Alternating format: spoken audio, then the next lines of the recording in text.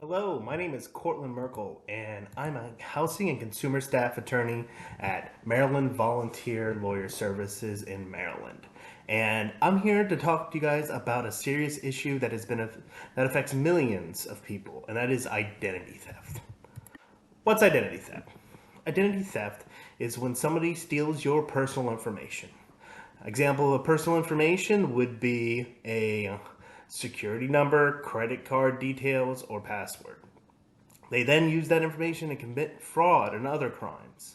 It can wreak havoc on your personal finances and your personal life. So, what do you do to protect yourself from identity theft? Well, first things first, secure your personal finances. Then, be wary of phishing scams. And finally, monitor your accounts regularly. Going back, when it comes to securing your personal information, replace credit cards and debit cards when they are lost or stolen. You gotta do that immediately. Okay? Don't write down your passwords. And if you have to write down your passwords, make sure you store them in a secure place. Also, it's important to keep your ear to the ground when it comes to different companies that you have connections with. We all do, so it's important to know when one of them has a data breach. If they do have a data breach, make sure to see what kind of services they offer. Sometimes they offer free credit reports to help you if you feel like you've been a victim of identity theft from their data breach. Also, sometimes it's important to just cut ties with those companies and go to a different one. And of course, if a company that you know has had a data breach, you should change the password that was used in connection to that company because that has been compromised.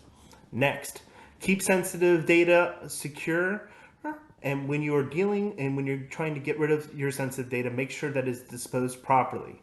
That means shredding anything that has any of your personal information or effectively dyeing it with ink or something that would make it harder for somebody to steal that information. Next, going to number 2 here, phishing scams happen. Phishing scams are one of the most common ways that people get their identity stolen, and it is important to keep your eye out.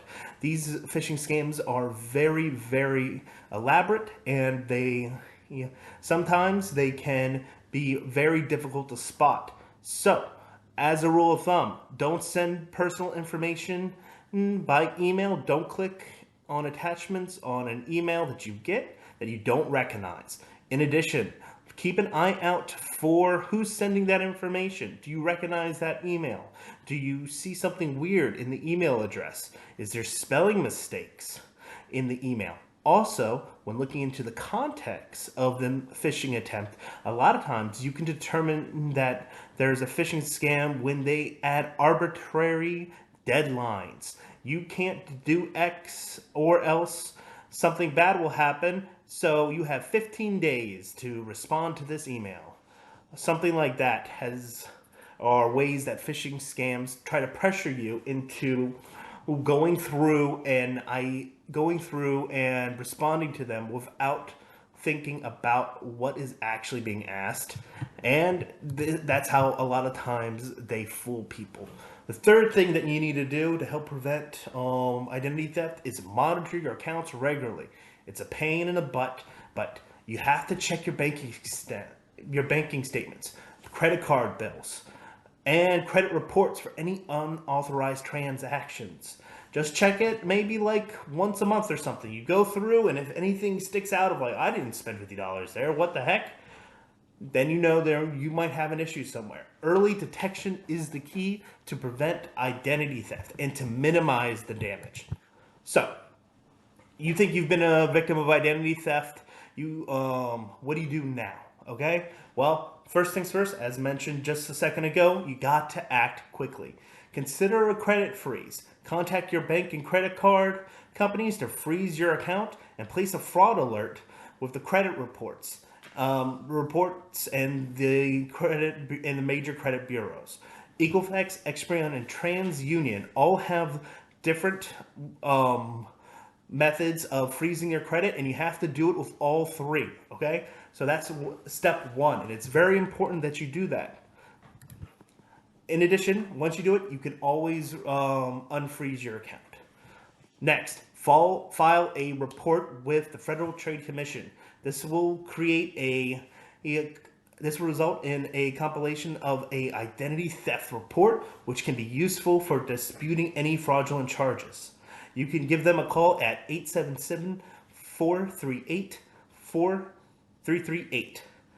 Next, keep a record of all your documents, okay? I want everything that you have to be saved and securely stored when it comes to any suspected identity theft issues. Document all communications, keep copies of all your paperwork related to the identity theft, and follow up regularly until the issue is resolved.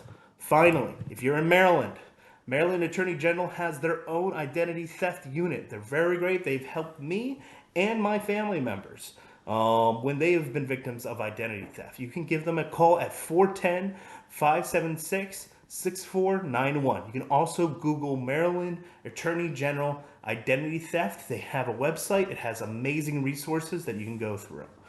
Finally, thank you for listening. I hope this quick introduction and tips to identity theft can help you out. If you have any questions of identity theft, you can give me a call at 443-451-4064.